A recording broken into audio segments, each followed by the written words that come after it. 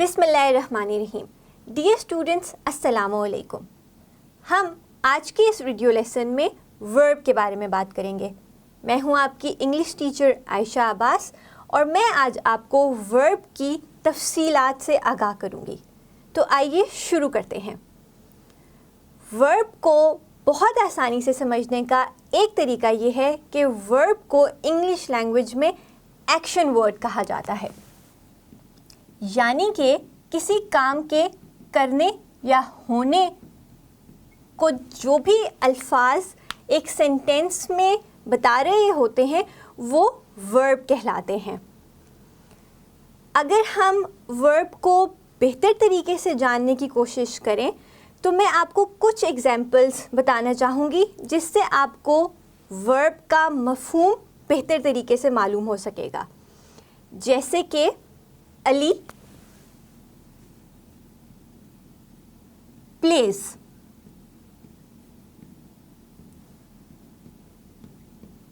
Furqan teaches. ये दोनों complete sentences हैं। इन दोनों सेंटेंसेस में सब्जेक्ट भी है और ये दोनों सब्जेक्ट जो फेल या काम कर रहे हैं वो दोनों भी डिफ़ाइन हो रहे हैं, जैसे कि प्लेज और टीचेस। अली प्लेज, अली खेलता है। फुरकान टीचेस, फुरकान पढ़ाता है। आपको मालूम हो रहा है कि प्लेज और टीचेस बेसिकली अली और फुरकान के एक्शंस को डिफ़ाइन कर रहे हैं, यानी कि ये दोनों एक्शन वर्ड्स हैं, वर्ब्स हैं। इसके बाद हम आ जाते हैं द इन्फिनिटिव वर्ब की तरफ। इन्फिनिटिव वर्ब यूजुअली तो वर्ब ही होता है, लेकिन उससे पहले टू का इजाफा कर दिया जाता है ताकि जुमले में एक बात का मफ़हूम बेहतर तरीके से बताया जा सके। जैसे कि I hope to see you soon.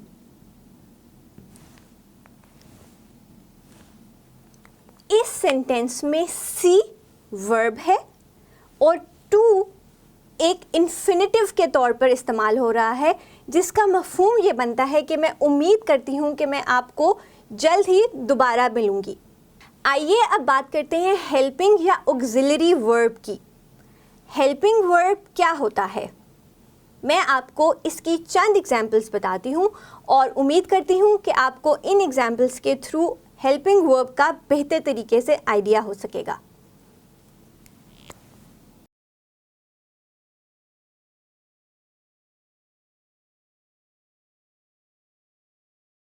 He will finish his lunch। इस जुमले में फिनिश एक वर्ब है जो कि ख़त्म करने को या कंज्यूम करने को डिफ़ाइन कर रहा है, लेकिन अगर हम विल का इस्तेमाल करेंगे तो ये एक फ्यूचर टेंस बन जाएगा और यहाँ पर एक हेल्पिंग वर्ब के तौर पर इस्तेमाल हो रहा है। इससे हमें ये मालूम होता है कि एक शख्स है जो कि फ्यूचर में आने वाले वक्त में अपना खाना ख़त्म कर लेगा। He will finish his lunch। आइए अब हम ट्रांजिटिव और इंट्रांजिटिव वर्ब्स के बारे में जान लेते हैं। जब भी हम किसी जुमले में ट्रांजिटिव वर्ब का इस्तेमाल करते हैं तो उससे हमें ये पता चलता है कि उस जुमले में सब्जेक्ट के साथ साथ ऑब्जेक्ट का होना बहुत ज़रूरी है। मैं इसकी एक एग्जाम्पल आपके साथ शेयर करना चाहती हूँ।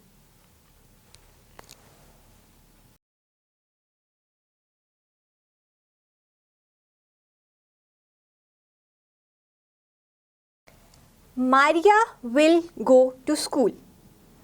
अगर हम इस सेंटेंस को ऐसे कहते कि मारिया विल गो, तो हमें ये मालूम ना हो पाता कि मारिया कहाँ जाएगी, लेकिन जब हम इसमें विल गो टू स्कूल का इजाफा करते हैं तो हमें ये मालूम हो जाता है कि मारिया जो कि सब्जेक्ट है वो स्कूल यानी कि ऑब्जेक्ट में जाएगी। इसको हम ट्रांजिटिव वर्ब कहते हैं। ट्रांजिटिव वर्ब में ऑब्जेक्ट का होना लाजिम है और इसका कंपैरिजन अगर आप इंट्रांजिटिव वर्ब के साथ करेंगे तो आपको मालूम हो जाएगा कि इंट्रांजिटिव वर्ब में हमें ऑब्जेक्ट की ज़रूरत नहीं होती है। फ्रेज़ एज इट इज़ अपना मफहूम ठीक तरीके से बयान कर सकती है। चलिए इसके एक एग्जाम्पल देख लेते हैं।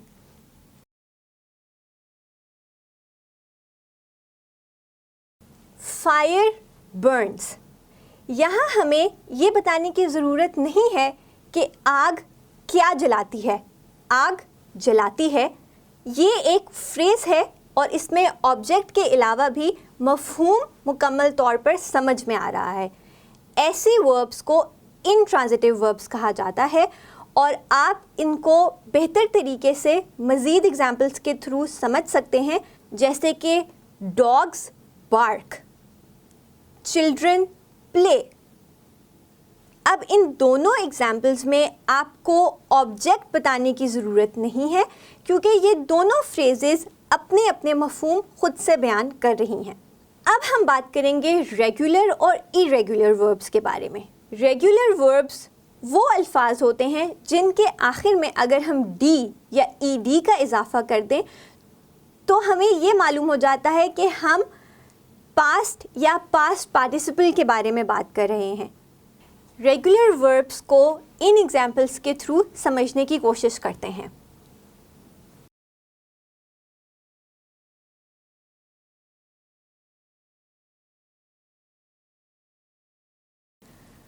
जब हम फिनिश कहते हैं या रीच कहते हैं तो ये दोनों वर्ब्स हैं, लेकिन जैसे ही हमने इनके आखिर में ईडी लगा दिया है तो ये दोनों पास्ट या पास्ट पार्टिसिपल की एग्जाम्पल्स बन जाती हैं जो कि रेगुलर वर्ब काउंट होती हैं।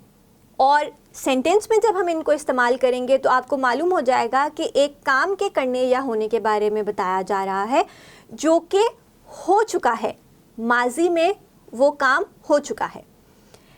जहाँ तक बात है इरेगुलर वर्ब्स की, तो उसकी चंद एग्जाम्पल्स के थ्रू आपको ये बात समझ में आ जाएगी कि रेगुलर और इरेगुलर वर्ब्स का क्या डिफरेंस होता है।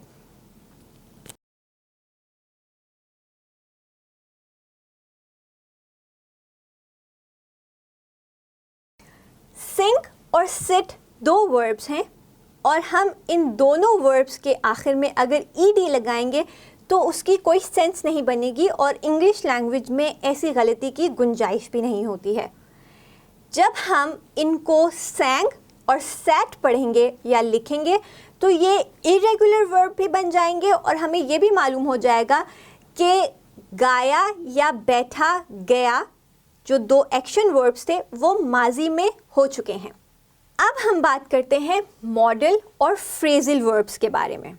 मॉडल वर्ब्स मुख्तलिफ़ किस्म के वर्ब्स को डिफ़ाइन करते हैं, जैसे कि आपको किसी से किसी चीज़ की इजाज़त लेनी हो तो आप जो वर्ब इस्तेमाल करेंगे वो मॉडल वर्ब होगा। जैसे कि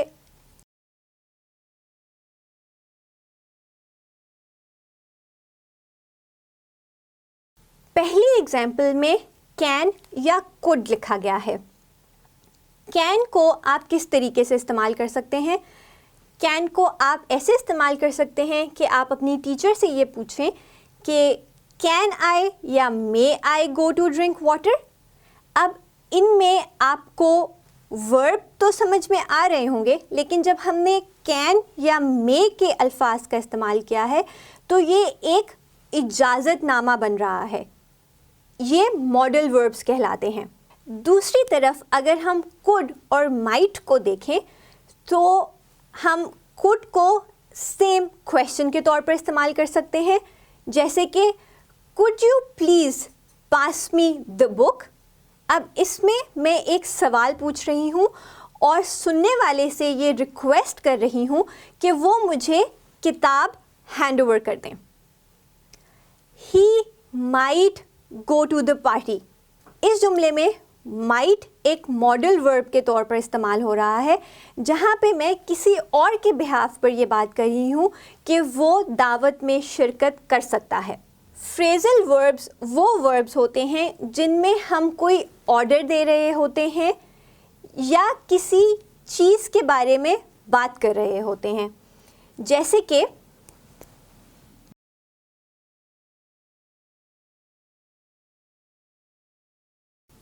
कॉल ऑफ यानी कि कैंसिल कर देना।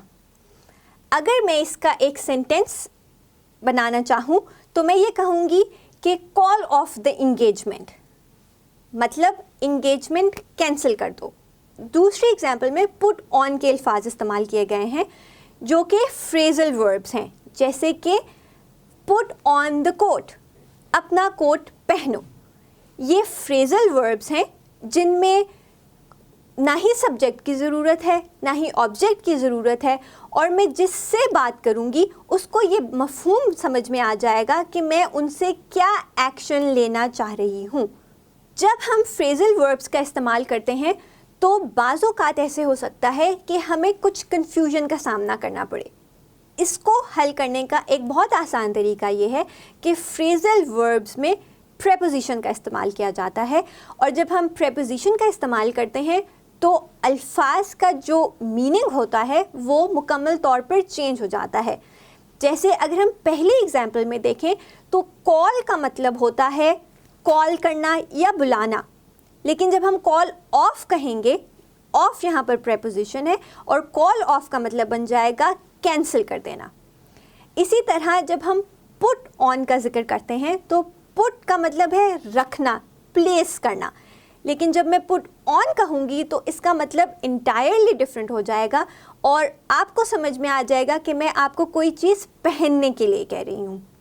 अब हम फाइनाइट और नॉन फाइनाइट वर्ब्स के बारे में तफसील से जान लेते हैं। फाइनाइट वर्ब्स वो वर्ब्स होते हैं जिनमें जब सब्जेक्ट में चेंज आ रहा होता है तो वर्ब के स्पेलिंग्स में भी चेंज आना शुरू हो जाता है। इसकी कुछ एग्जाम्पल्स हैं जो आपको बेहतर तरीके से फाइनाइट वर्ब्स को समझने में मदद दे सकती हैं, जैसे कि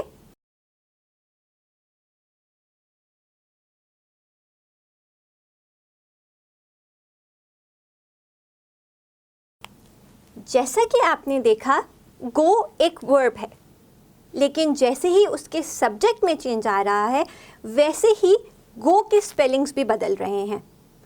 गो, he goes to school, they go to school. Go सिर्फ जाने को ही बयान कर रहा है, लेकिन जैसे ही मैं उसका सब्जेक्ट चेंज कर रही हूँ तो वो उस वर्ब को भी चेंज कर रहा है।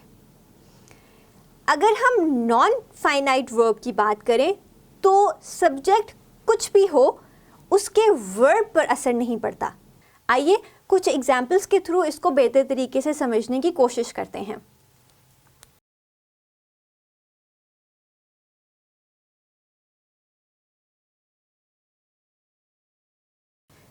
वेंट गो की सेकेंड फॉर्म है, लेकिन जैसा कि आप इन एग्जाम्पल्स में देख सकते हैं ही या दे लगाने से वेंट पर कोई असर नहीं पड़ा, और दोनों जुमलों में इस बात को बेहतर तरीके से समझा जा सकता है कि ये दोनों काम माजी में हो चुके हैं।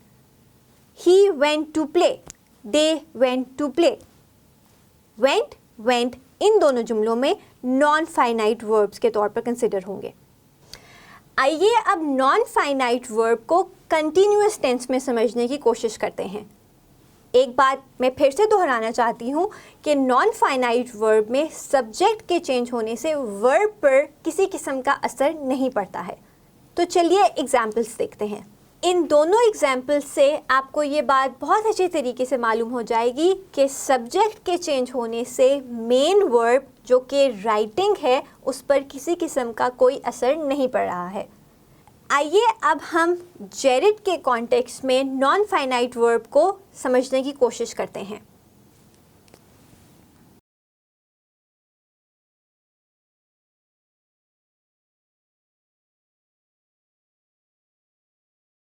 पहले एग्जाम्पल में reading is a good habit में रीडिंग नॉन फाइनाइट वर्ब है।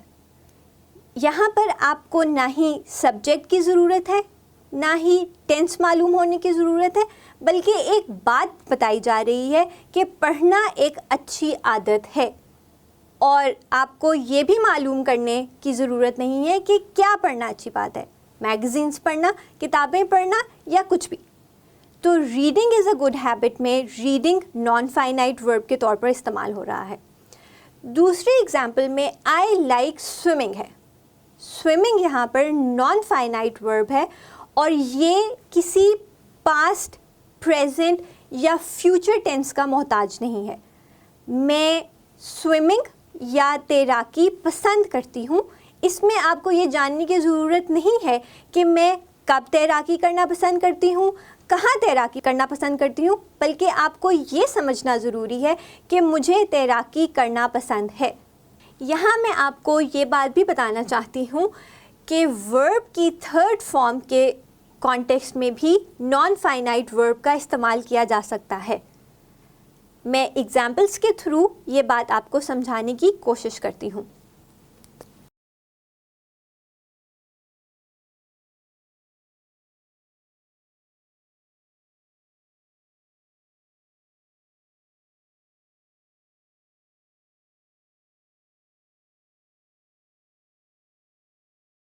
He or she has completed the work.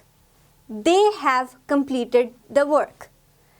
इन दोनों एग्जाम्पल्स में completed नॉन फाइनाइट वर्ब है, क्योंकि दोनों सेंटेंसेस में सब्जेक्ट के चेंज होने से वर्ब पर कोई फ़र्क नहीं पड़ रहा है। और हैज़ और हैव यहाँ पर हेल्पिंग या ऑक्सिलरी वर्ब्स के तौर पर इस्तेमाल हुए हैं। डियर स्टूडेंट्स, हम आज का लेसन यहीं पर ख़त्म करते हैं।